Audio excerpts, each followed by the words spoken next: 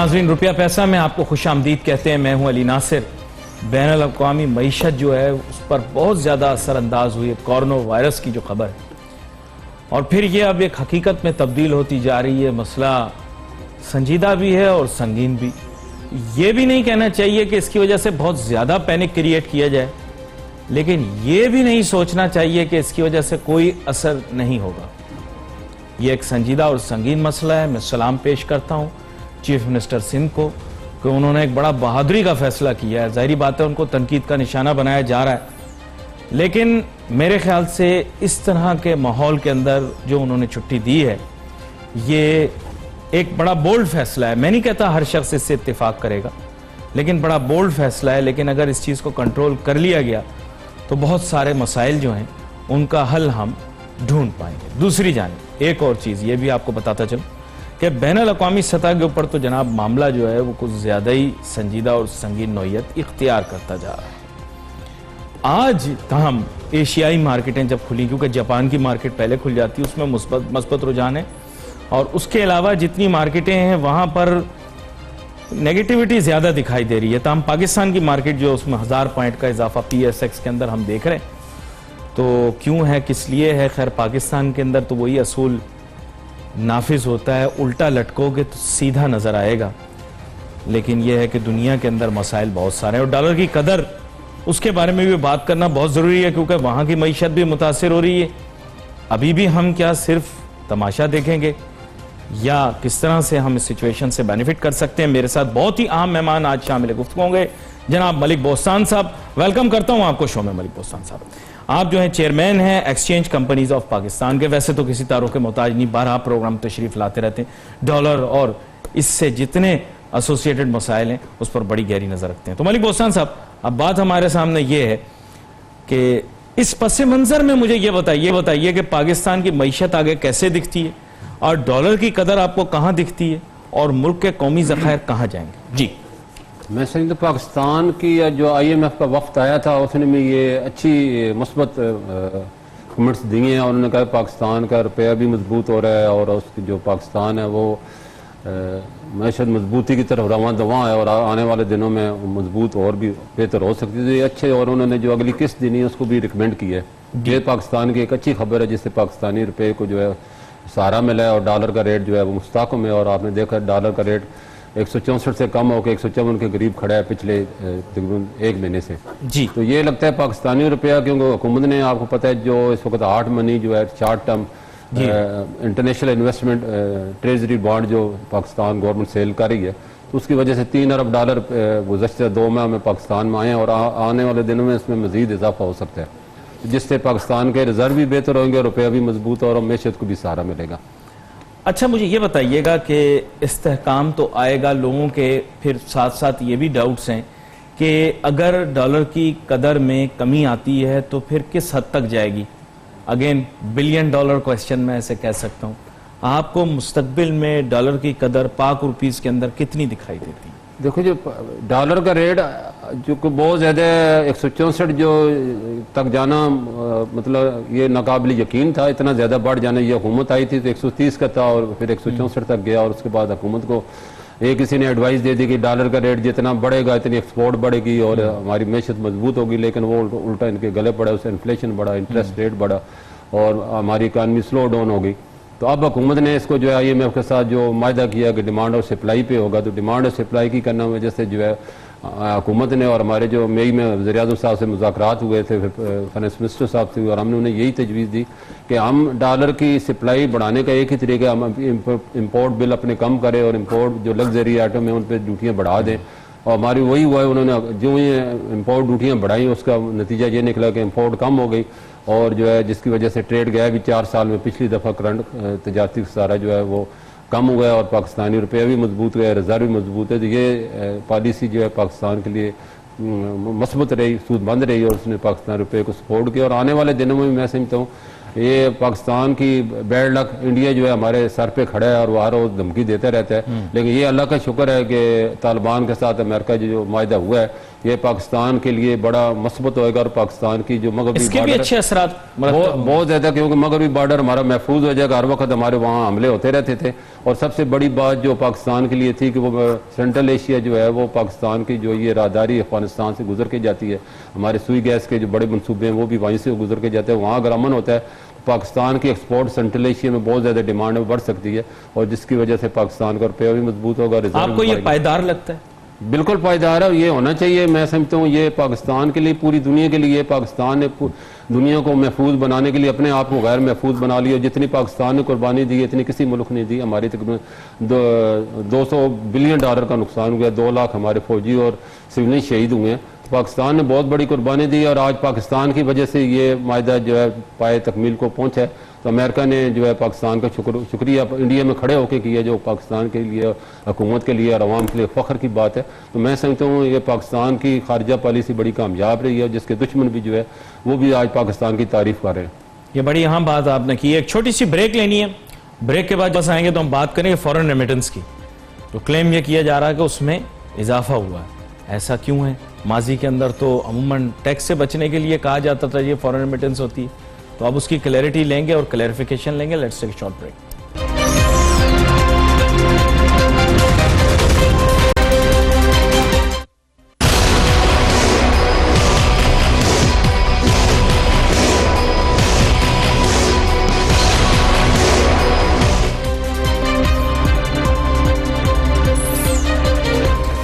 मैंने एक जगह जब ये चीज पढ़ी कि रेमिटेंसेस के अंदर इजाफा हुआ तो मुझे बड़ा अचंभा हुआ, क्योंकि माजी के अंदर मैंने यही सुन रखा था कि पाकिस्तान के अंदर क्योंकि जिन लोगों का धन जो है वो साफ नहीं होता, फिर टीटी करके बाहर भिजवाते हैं, फिर टीटी करके वापस बुलवाते हैं।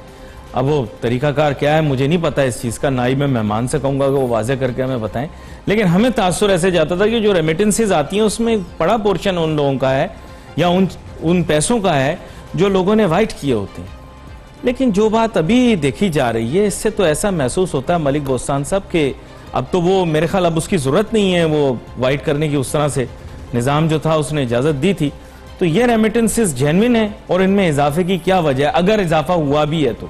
नहीं, 100% नहीं, 200% जेन्युइन इजाफा हुआ है। और पाकिस्तान के पिछले 2 साल में तकरीबन 4 लाख आदमी बाहर मजीद मैन पावर एक्सपोर्ट हुई है जी। और इसके अलावा जो है हुकूमत ने जो है वो आप जो बात कर रहे हैं ना कि पैसा काला धन वाइट हो जाता था, तो उस पर बड़ी सख्त पाबंदियां लगा दी हैं। और आप कोई भी अननोन आदमी जो है ब्लड रिलेशन के अलावा कोई भी आपके अकाउंट में पैसा बाहर से नहीं भेज सकता।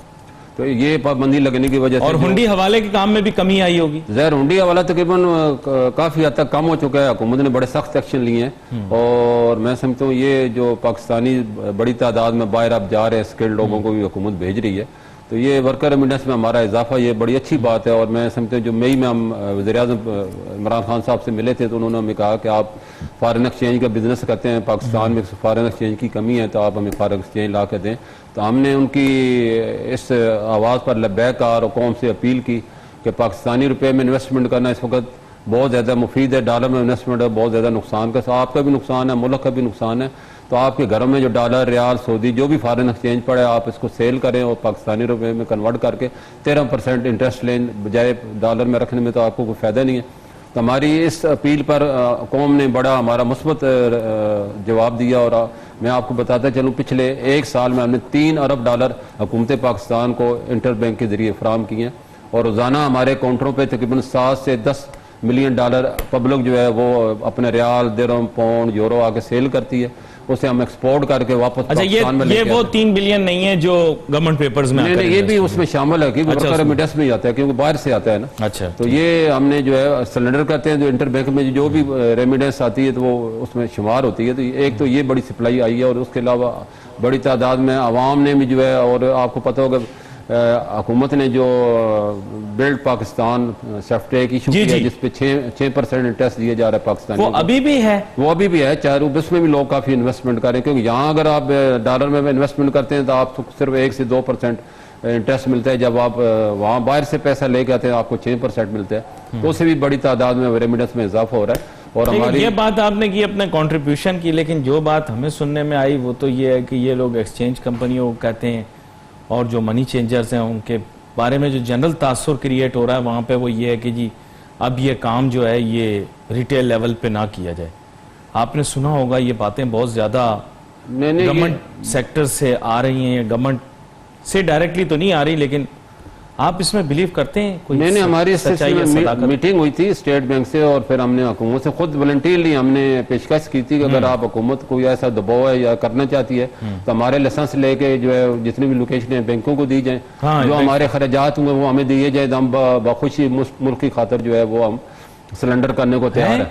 लेकिन ये कहा आपने? बिल्कुल कहा, जिस हमने बाकायदा रिटर्न तौर पे कहा और बाकायदा मीटिंग में कहा, लेकिन स्टेट बैंक ना कि ऐसी कोई पॉलिसी नहीं है, ये बस ऐसी हमने अफवाहें हैं। और हमने सिर्फ बैंकों को ये कहा है कि आप भी जो है फॉरेन एक्सचेंज का बिजनेस करें, आपको भी फॉरेन एक्सचेंज के लाइसेंस दिए गए हैं, तो आप जो है जो भी पब्लिक के साथ डीलिंग कर सकते हैं, ये कंपेटिटर बन जाए आप। हाँ, तो लेकिन वो इतना कम मुनाफे में काम नहीं करते। अभी एक्सचेंज कंपनी में तो जब से हमने वज़ीर आज़म साहब की अपील पे ये जो है हुकूमत पाकिस्तान को डॉलर देने दी, एक्सचेंज कंपनी तकरीबन लॉस में जा रही है, क्योंकि हमें इस वक्त आवाम को मना कर रहे हैं कि आप डॉलर ना खरीदें। हमने अपना कारोबार कुर्बान किया है पाकिस्तान की खातर, और क्योंकि यही डॉलर जब हम पब्लिक को बेचते थे तो हमें 1 से 2% मुनाफा होता था और इंटरबैंक से ज्यादा। अब हम तमाम के तमाम 90% डॉलर हम इंटरबैंक में सेल कर रहे हैं ताकि पाकिस्तान के रिजर्व बढ़े, और अवाम को कहते हैं कि आप डॉलर ना खरीदें। जरा सा मुझे रोल वाजे कीजिएगा। बुनियादी तौर पर ये एक्सचेंज कंपनीज हैं, ये डिमांड ड्राफ्ट भी बना सकती हैं? बिल्कुल, डिमांड टेलीग्राफिक ट्रांसफर भी कर सकते हैं? बिल्कुल कर सकती हैं। यानी जितना associated with the remittance of money है वो आपके पास वो सेक्शन है, बस अकाउंट नहीं खोल सकते, बाकी चीजें कर सकते। बिल्कुल, सारे आवाम को बहुत बड़ी सहूलत है। उन्होंने अगर बाहर पैसा अपना लीगल भेजना है तो एक्सचेंज कंपनी के जरिए भेज सकते हैं $50,000 तक। और इस तरह कोई उनका बाहर तालीम के लिए, हेल्थ के लिए, इस वक्त मैं आपको $4 से $5 अरब एक्सचेंज कंपनियां पब्लिक को फराम कर रही हैं। तकरीबन 20 लाख आदमी सालाना पाकिस्तानी हज उम्रा और टूरिज्म पे जाते हैं, तो इनको भी हम लोग फराम कर रहे हैं। इस तरह जो लोग बच्चे बाहर पढ़ रहे हैं, हेल्थ के लिए लोग जाते हैं, उनको भी एक्सचेंज कंपनी फराम करी, हुकूमत नहीं फराम, पहले हुकूमत फराम करती थी। तो एक्सचेंज की कंपनियां $3 अरब हुकूमत को भी दे रही हैं हर साल, तो $7 से $8 अरब हर साल हम हुकूमत को और आवाम को फराम कर रहे हैं। तो एक्सचेंज कंपनियों का बड़ा रोल है, और एक्सचेंज कंपनी बहुत कम मुनाफे पे इस वक्त अपना बिजनेस। लेकिन आपको स्टेट बैंक ने वाजे कर दिया कि जो बातें गर्दिश में थी ये कोई अफवाहें थी और इसमें कोई हकीकत नहीं थी, और हम तैयार हैं, हम किसी वक्त भी मुल्क की खातिर कोई भी कुर्बानी देने के लिए तैयार है। अच्छा, एक और चीज जो मैं आपसे पूछना चाह रहा हूं वो ये है कि अब एक्सपोर्ट और इंपोर्ट, ये ट्रेड गैप का जो इशू और चैलेंज है, आप कह रहे थे प्रोग्राम आगाज होने से पहले भी कि अपॉर्चुनिटी ऑफर होती है, खासतौर पे आजकल के माशी हालात में। अगर तेल की कीमतें आपको पता होगा बैनुल अक़वामी सतह पर गिर रही हैं, तो इम्पोर्ट बिल कम हो जाएगा। इम्पोर्ट अमाउंट तो खैर उतनी रहेगी सामान की जितना सामान आ रहा है, लेकिन बिल कम हो जाएगा। एक्सपोर्ट्स में अब इजाफा किस तरह से करें, कौन सी अपॉर्चुनिटी है? देखो जी, मैं जो अभी डेटा पढ़ रहा था, पाकिस्तान की एक्सपोर्ट पिछले 15 साल में सिर्फ 2% बढ़ी है। ये बहुत बड़ी हमारे लिए मैं समझूं शर्म का मकाम है। और बांग्लादेश की जो है 7% बढ़ी है, इंडिया की 5% बढ़ी है। तो हमें बहुत कम वॉल्यूम है, हमारी GDP का सिर्फ 10% एक्सपोर्ट का वॉल्यूम है, जो कि बहुत ही कम है। जब तक हम एक्सपोर्ट नहीं बढ़ाएंगे इस वक्त पाकिस्तान तरक्की का ख्वाब देखना नामुमकिन है। तो हुकूमत को जो है इस वक्त जो है चाइना की जो है कोरोना वायरस की वजह से उनकी टेक्सटाइल के आर्डर मुतासर हुए हैं बहुत ज़्यादा, तो उसकी अपोजिट पाकिस्तान को बहुत ज्यादा ऑर्डर मिल रहे हैं इस वक्त। तो पाकिस्तान की क्वालिटी भी बेहतर है और डॉलर, लेकिन आप कह रहे थे कैपेसिटी नहीं है हमारे पास, इतने लोग ऑर्डर नहीं पूरे नहीं कर पा रहे, और ना ही उनको यूटिलिटी में इतनी सहूलतें मुयसर है। मैं समझता हुकूमत को खुसूसी उन्हें सब्सिडी देना चाहिए, और उनको जो है गैस और बिजली और पानी को यकीनी बनाकर, ताकि 3 शिफ्टें चला के वो ये ऑर्डर ले लें और पाकिस्तान दोबारा 15 से 20 साल पहले जैसे नंबर 1 था, नंबर 1 की पोजीशन में आ सकता है। तो हुकूमत को इससे फायदा उठाना चाहिए। और इसी तरह डिजिटल इकानमी है जो पाकिस्तान ने नारा लगाया, जो ही हम डिजिटल इकानमी में जाएंगे तो पाकिस्तान के खुद ब खुद हालात बेहतर हो जाएंगे। ये बड़ा अहम नुकता है जो आपने रेस कर दिया। मैंने एक छोटी सी ब्रेक लेनी है, ब्रेक के बाद जब वापस आपसे डिजिटल इकोनॉमी के बारे में बात करूंगा।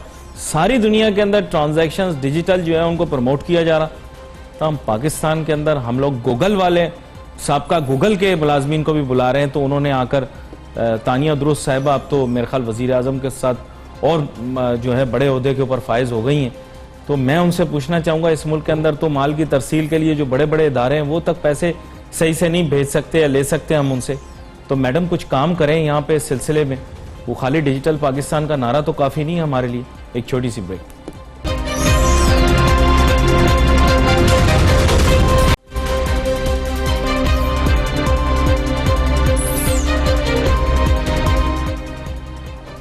नाजरीन, वेलकम बैक आफ्टर ब्रेक। गुफ्तगू हमारी जारी थी। ब्रेक पे जाने से पहले हम बात कर रहे थे जनाबे वाला कि इस मुल्क की मईशत को कैसे बेहतर किया जा सकता है। और अहमियत तलब चीज़ ये है कि जनाबे वाला ब्रेक पे जाने से पहले डिजिटल इकोनॉमी पे बात आ गई। तो डिजिटल दौर आ गया भाई, नया दौर आ गया। अब चीज़ें जो है बदल रही हैं, दुनिया तब्दील हो रही है और हम जो है वो कह रहे हैं हम डिजिटल पाकिस्तान बनाएंगे, लेकिन माल की तरसील के लिए कोई कंपनी पाकिस्तान में काम नहीं कर रही। एक आधा कोई होगा कोई, अब मैं लफ्ज़ नहीं इस्तेमाल करना चाहता, कन टुट्टा, लेकिन उसके अलावा तो कोई डिजिटल इकोनॉमी में पाकिस्तान पर काम बड़ी बड़ी फर्म्स नहीं आ रही। तो मैं आपसे पूछता हूं मलिक बोस्तान साहब, हमारे लोग कहते हैं कि साहब हम उनको चाह रहे हैं कि वो पाकिस्तान में आए, क्यों नहीं आ रहे वो लोग पाकिस्तान के अंदर? ये बड़ी बड़ी माल की तरसील वाली डिजिटल कंपनियां। जी देखिए, उनका मुतालबा ये है कि अपनी इकानमी को डॉक्यूमेंटाइज करें और डिजिटल करें। जब आप डिजिटल करेंगे तो आपकी इकानमी ऑटोमेटिकली डॉक्यूमेंटेशन में आ जाएगी, दस्तावेजी हो जाएगी। तो मैं समझता हूँ ई इकानमी और ई गवर्नर के बगैर पाकिस्तान तरक्की नहीं कर सकता। और पाकिस्तान को जैसे हुकूमत ने ये नारा भी लगाया और उनका ख्वाब भी है कि हम पूरी इकानमी को अपनी को डिजिटलाइज करेंगे। और उन्होंने जो है अभी जो आप जिक्र कर रहे थे मैडम तानिया अदरूस, तो उन्होंने बड़े आते सारी बड़ा अच्छा छक्का मारा है और उन्होंने बेनजीर इनकम सपोर्ट में 8 लोगों को आइडेंटिफाई किया। दूसरी वाली है। हाँ, मैं तो ये समझे ये हो सकता है दूसरी हो। बहरहाल बहरहाल पता चला कि डिजिटल डेटा डालने से ये चीजें मिली हैं। तो 8 लाख आदमी वो मिले हैं जो बड़े बड़े ब्यूरोक्रेट थे, सियासतदान थे और बड़े बड़े ओहदों पे शामिल थे। तो उन्होंने भी इससे फायदा उठाया। और इसके अलावा 750 मिलियन रुपया जो कि यतीम बच्चों के लिए मखसूस किया गया था, वो भी सारे ब्यूरोक्रेट सेक्रेटरी लोगों ने खा गए, अपने बच्चों को बाहर भेज दिया। तो ये डिजिटल नहीं पकड़ा है। तो ये डिजिटल इकोनॉमी जो है, इससे जितने भी चोर पकड़े जाएंगे और पाकिस्तान का जो पैसा जो है वो पाकिस्तान को मिलेगा और चोरी के रास्ते बंद हो जाएंगे। आजकल जितने भी IT और डिजिटल दौर है तो उसमें आप हेरा फेरी नहीं कर सकते। और पूरी दुनिया डिजिटल जहां भी होएगा उसके साथ कारोबार करने में फख्र महसूस करते हैं। और हमने भी ये जो कहते हैं कि जी पेपाल वालों को हम मुतासिर कर रहे हैं, वो पाकिस्तान आएंगे पेपाल वाले, तो वो तो सिलसिला बना नहीं। What is the base line issue here? देखो जी, उनके कुछ इश्यूज हैं जो कि पाकिस्तान के फॉरेन एक्सचेंज एक्ट को देखते हुए वो कहते हैं कि जी हम पाकिस्तान के एक्ट इतने सख्त हैं, हमें फ्री हैंड चाहिए। और अभी स्टेट बैंक ने भी जो है सोशल और फेसबुक ने, गूगल ने, सब लोगों ने अप्लाई किया हुआ है कि हमें भी इसके थ्रू भी रेमिटेंस की इजाज़त दी जाए। तो स्टेट बैंक उसके लिए फार्मूला बना रहा है किस तरह इनको हम इंटरटेन करें और किस तरह इनको कितना अलाउ करें, क्योंकि इससे ये ना हो कि सारा पैसा पाकिस्तान की ऑनलाइन और डिजिटल जो है लोग इंपोर्ट करके बैठ जाएं और पाकिस्तान के ज़रिए खत्म करके बैठ जाए, मार्केट ड्राई हो जाए। तो ये भी देखना होता है, इसमें कुछ कोटा बनाया जाएगा। ये तो बहुत छोटे छोटे ट्रांजैक्शंस होते हैं मेरे ख्याल से, $100। देखो ना, अभी क्रेडिट कार्ड का आप कितना छोटा सा है, सिर्फ क्रेडिट कार्ड में आप कहता हूँ महीने की जो है वो भी $50 से $60 मिलियन पाकिस्तान से बाहर जा रहा है, जो कि लोग बाहर जाते हैं पाकिस्तानी बैंकों का। तो इससे जब बड़े इंटरनेशनल फर्में आ जाएंगी तो इससे $200 से $300 मिलियन से इजाफा और होता जाएगा, क्योंकि बाहर की चीजें सस्ती हैं और ऑनलाइन मंगाने में और सस्ती हो जाएंगी। तो मैं समझता हूँ हुकूमत यही सोच रही है, स्टेट बैंक भी यही सोच रहा है कि इसका कोई ऐसा फार्मूला बनाया जाए, कोई ऐसा कोटा सिस्टम बनाया जाए कि पाकिस्तान की मार्केट भी ड्राई ना हो और पाकिस्तान के रुपये भी बुरा असर न पड़े और रिजर्व भी बुरा असर न पड़े। तो ये इंशाल्लाह आने वाले दिनों में आप देखेंगे जो जो हमारे रिजर्व बढ़ेंगे, जो जो हमारे एक्सपोर्ट बढ़ेगी, मेन पावर एक्सपोर्ट बढ़ेगी। और टूरिज्म में समझता हूँ पाकिस्तान का बहुत बड़ा नारा है, 175 कंट्री को ऑनलाइन कर दिए गए। 2015 का मैं डेटा बताऊँ, सिर्फ 2 लाख पाकिस्तान बाहर से पाकिस्तान टूरिज्म के लिए आए थे और 2018 में 20 लाख लोग आए हैं। और इस वक्त 5 करोड़ इस साल पाकिस्तानियों ने इन कंट्री जो है टूरिज्म का दौरा किया। तो ये बहुत बड़ा हमारा सोर्स है, इससे हम $1 बिलियन कमा सकते हैं। हुकूमत अगर वहाँ पे फैसिलिटियाँ दे और कई मुल्क आपकी मैशियत ही टूरिज्म पे चल रही है। तो पाकिस्तान बदतरीन टेररिज्म से बेहतरीन टूरिज्म में आ गया। आज पाकिस्तान के दुनिया भर में नंबर 1 में करार दिया गया है कि पाकिस्तान इस वक्त ये भी टूरिज्म के लिहाज से नंबर 1 है और इसको खूबसूरत कंट्री है। और मैं समझता हूँ ये एक बहुत बड़ी अचीवमेंट है, लेकिन इसके ऊपर मैं बराह रास्त आपके साथ आगे आने वाले फोर्टनाइट के